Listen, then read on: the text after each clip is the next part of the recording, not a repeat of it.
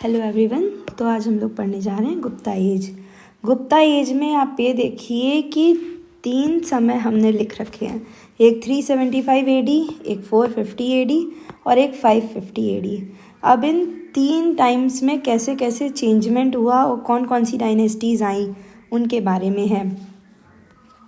जैसे जिस समय गुप्ता एज की शुरुआत हो रही थी, एक्सपेंशन हो रहा था, उस समय गुप्ता डायनेस्टी थी, वेस्टर्न क्षत्रप्स थे, वकटकास थे, कदम्बास थे, वेस्टर्न गंगाज साउथ की तरफ थे, पल्लवाज, नाराज। ओके, ये डायनेस्टीज़ थी। फिर धीमे धीमे डायनेस्टीज़ चेंज हुई। जैसे गुप्ता एम्पायर जो था वेस्टर्न क्षत्रप्स को ख़त्म करके वहाँ तक एक्सपेंशन हो गया था।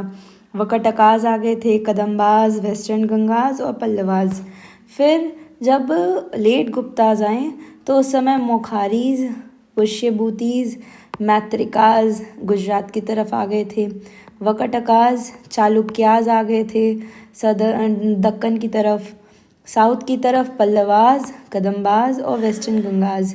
और इस समय तक हुणों का इन्वेजन शुरू हो चुका था।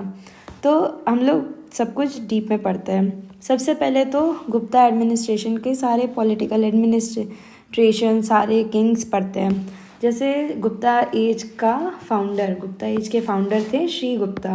श्री गुप्ता के बारे में हमें इत्सिंग से पता चलता है।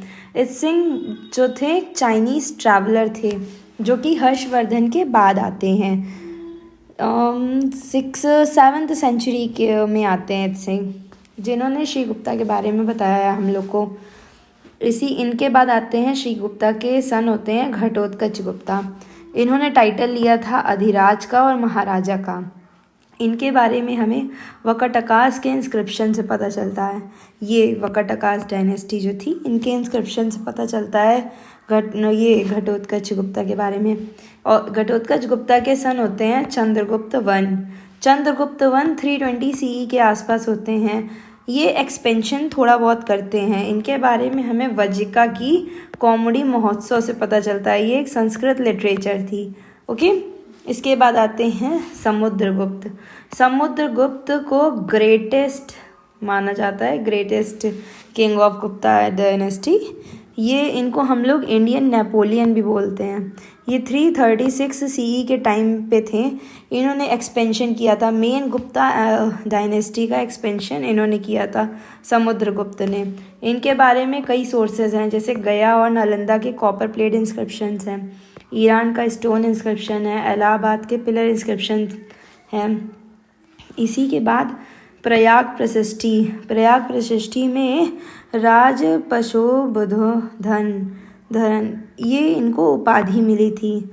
ओके, इसके बाद इनको उपाधि अनुकंपवन की भी मिली थी।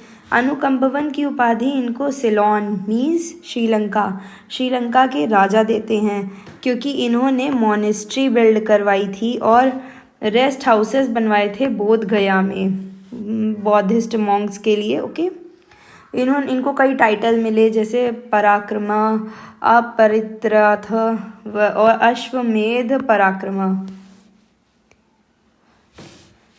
इन्होंने गोल्ड के कॉइन्स निकाले थे। गोल्ड के कॉइन्स में अश्वमेध यज्ञ, मस्कुलर इमेजेस, इनको पोइट कविराज भी कहा जाता था, उसकी भी कॉइन्स में इमेजेस थी। म्यूजिशियन, ये वीणा बजाते हुए इनके कॉइन्स थे, जिसमें ये एज अ म्यूजिशियन शो हो रहे थे। इन्हीं के कोर्ट में स्कॉलर थे वाशुबंधु, बुद्धिस्ट स्कॉलर थे। ये वाशुबंधु ने सबसे पहली बुद्धिस्ट बुक भी लिखी थी। इन्हीं के कमांडर थे वीरसेन, जिन्होंने एक्सपेंशन में मेन रोल प्ले किया था। इन्होंने धर्म विजय करा था। कहाँ कहाँ धर्म विजय? दक्षिण पथ में, आर्यवर्त में, फॉरेस्ट एरियाज़ में और दूर दूर तक के किंगडम्स में भी इन्होंने धर्म विजय किया था। इसके बारे में हमें इलाहाबाद पिलर इंस्क्रिप्शन से पता चलता है, जो कि इनके कोर्ट पोइट हरि सेन होते हैं, जो ये बात बताते हैं हम लोग को राजा के सारे पॉलिटिकल कॉन्क्वेस्ट। और इन्होंने अश्वमेध यज्ञ भी किया था। अब समुद्रगुप्त के सन होते हैं चंद्रगुप्त टू। चंद्रगुप्त टू का टाइम है 376 से 415 CE। इनका एक आयरन पिलर है कुतुब मीनार के पास। ओके, और मेहरौली पिलर इंस्क्रिप्शन, ये मेहरौली पिलर इंस्क्रिप्शन से हमें इनके बारे में पता चलता है। इन्होंने कंसोलिडेशन किया था। इन्होंने कई सारी मैरिजेस करी थी, जैसे इन्होंने साकाज से मैरिज करी थी। साकाज में इन्होंने ध्रुव देवी से मैरिज करी थी। एक्चुअली में स्टोरी क्या होती है कि इनके भाई होते हैं रामगुप्त। रामगुप्त की मैरिज होती है ध्रुव देवी से, लेकिन शाक किंग जो होते हैं वो ध्रुव देवी को उठा के लेके चले जाते हैं अपने किंगडम में। तो जब रामगुप्त उनको बचाने जाते हैं तो उनकी मृत्यु हो जाती है, जिसके कारण चंद्रगुप्त टू जाते हैं और एक्सपेंशन करते हैं। ये देखिए इसी टाइम की बात है। इस टाइम चंद्रगुप्त टू यहाँ पे एक्सपेंशन करते हैं और ध्रुव देवी को बचा के लाते हैं और उनसे मैरिज कर लेते हैं, जिसके ऊपर बुक लिखी जाती है देवी चंद्रगुप्तम, जो कि विशाख दत्त लिखते हैं, जिसमें वो चंद्रगुप्त टू को ग्लोरीफाई करते हैं, उनके बारे में बताते हैं काफ़ी बातें हमें। बाण भट्ट एक बुक लिखते हैं हर्षचरिता, उसमें भी हमें चंद्रगुप्त टू के बारे में पता चलता है। राजशेखर काव्य मीमांसा लिखते हैं, मीमांसा, तो इसमें भी हमें चंद्रगुप्त टू के बारे में पता चलता है। इन्होंने नाग किंग की लड़की से भी मैरिज की थी, डॉटर से, जिसको कुबेर नाग बोलते हैं। वकटकास, इन्होंने अपनी डॉटर, जो इनकी डॉटर थी प्रभावती, उसकी मैरिज करवाई थी, उसकी शादी करवाई थी वकटकास के किंग रुद्रसेन टू से। कदम्बाज में भी इन्होंने मैरिज करी थी। तो ओवरऑल इन्होंने काफ़ी सारी मैरिज करी थी, जिससे कि पूरा गुप्ता एम्पायर का एक्सपेंशन हो सका। इनका काफ़ी ज़्यादा डोमिनेशन था ओवरऑल काफ़ी एरियाज़ में। इन्होंने काफ़ी सारे टाइटल्स लिए, जैसे विक्रमादित्य का, सिमहवी कर्मा का, शकारी का। विक्रमादित्य का इन्होंने टाइटल तब लिया था जब इन्होंने शाक किंग को हराया था और वेस्टर्न जो क्षत्रप्स थे, जो उनका रूल था, उसको उन्होंने ख़त्म किया था, तब इन्होंने विक्रमादित्य का टाइटल लिया था। इनके कोर्ट में 9 रत्न थे, जिसके बारे में हमने बुक्स के वाले जो क्लास है उसमें हमने डिस्कस किया है, इनके 9 रत्न के बारे में बताया है। इन्होंने ये पहले किंग थे जिन्होंने सिल्वर कॉइन्स इशू करे थे। ओके, और इनके टाइम में गोल्ड कॉइन्स को दिनार बोला जाता था, मतलब जो गोल्ड कॉइन्स इशू होते थे और जो गोल्ड कॉइन्स चल रहे थे उनको दिनार कहा जाता है। इन्होंने उदयगिरी की केव्स बनवाई थी मध्य प्रदेश में, और अपनी दिग्विजय के बारे में बताया था। इन्हीं के टाइम में फाहेन आए थे। फाहेन इनकी टाइम में विजिट करते हैं, बट फाहेन चंद्रगुप्त टू के बारे में मेंशन नहीं करते हैं। फाहेन मेंशन करते हैं उस टाइम के फ्लरिशिंग टाइम के बारे में सब कुछ बताते हैं, बट वो चंद्रगुप्त टू के बारे में मेंशन कहीं नहीं करते हैं। और इनके बाद आते हैं कुमारगुप्त।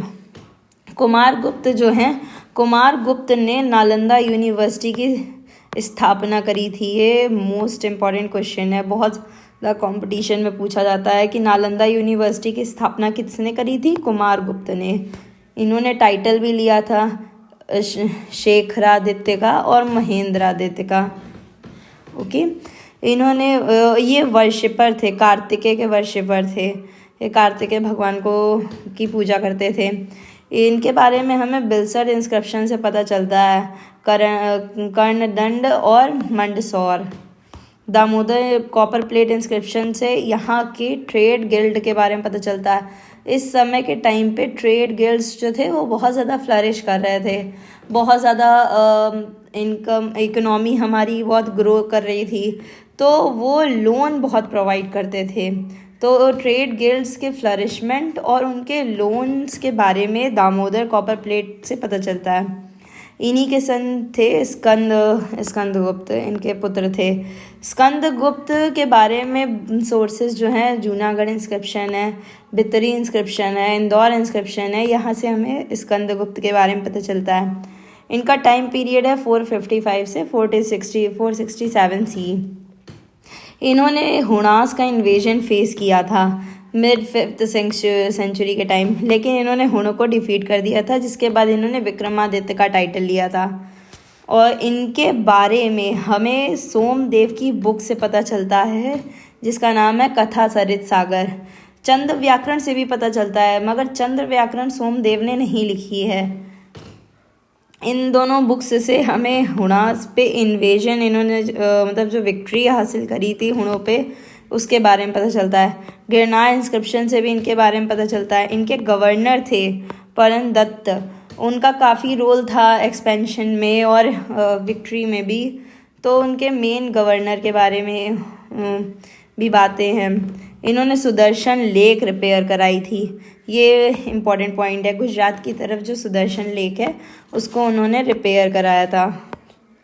इनके टाइम में क्वालिटी ऑफ कॉइन्स जो था वो थोड़ी सी गिर गई थी, क्वालिटी ऑफ कॉइन्स, क्योंकि जो रोमन ट्रेड इनके टाइम में हो रहा था वो धीमे धीमे ख़त्म हो रहा था, क्योंकि ये बाइजेंटाइन एम्पायर उस समय आ गया था ईरान में, जिसके कारण कॉइन्स की जो क्वालिटी थी वो थोड़ी सी डाउन हो गई थी, मिक्सिंग होने लगी थी, एक तरह से ये कह सकते हैं। और धीमे धीमे अब इनके बाद वीक सक्सेसर्स आते हैं। जो अदर सक्सेसर्स होते हैं वो वीक सक्सेसर्स होते हैं वो वीक सक्सेसर्स होते हैं। फिर 467 से 550 तक में इन डिक्लाइन हो जाता है। जैसे अब हुणों का इन्वेजन बहुत ज़्यादा होने लगता है। फ्यूडेटरीज जो होते हैं वो फ्यूडेटरीज धीमे धीमे खुद को इंडिपेंडेंट करने लगते हैं, जो इनके सामंत होते हैं, जैसे वल्लभी की तरफ मैत्रिकाज, बुंदेलखंड की तरफ परिव्रजकाज, वंग, जो वंग था वो उड़ीसा की तरफ था। ऐसे यशोधर्मन एक थे, उन्होंने हुणों को हराया था, तो उन्होंने 500 विक्ट्री पिलर्स अपने लगवाए थे। ऐसे वकटकास थे। ये सब फ्यूडिएटरीज थे गुप्ता एम्पायर के, जिन्होंने खुद को इंडिपेंडेंट कर दिया था। लास्ट किंग थे विष्णुगुप्त, और इनके बाद गुप्ता एम्पायर डिक्लाइन हो जाता है। इन सब के बारे में हमें एक और सोर्स है ईरान इंस्क्रिप्शन, यहाँ से हमें हुणों के इन्वेजन के बारे में पता चलता है। अब हुण देखिए, हुणों के बारे में, हुणों को हम लोग यथा और हेप्लेथीस भी बोलते हैं। हुणों के जो चीफ थे जिन्होंने मेन इन्वेजन करा था यहाँ इंडिया में, उनका नाम था तोरामन के सन थे मिहिर कुल। ये मिहिर कुल को डिफीट करा था यशोधर्मन और नरसिम्हगुप्ता ने। यशोधर्मन वही जिन्होंने 500 विक्ट्री पिलर्स अपने लगवाए थे, कब? जब उन्होंने हुणों को हराया था, यशोधर्मन। और इनके बारे में हुइनसेंग भी बताते हैं और कल्हान भी बताते हैं। कल्हान अपनी बुक रात रंगनी में इनके बारे में बताते हैं, मिहिर कुल के बारे में। ये मिहिर कुल जब हुणों के राजा बने थे तो उन्होंने अपना कैपिटल शाकाल में रखा था। शाकाल उनकी कैपिटल थी। शाकाल कहाँ पे है? शाकाल एक्चुअली जो प्लेस है वो पंजाब में लोकेटेड है।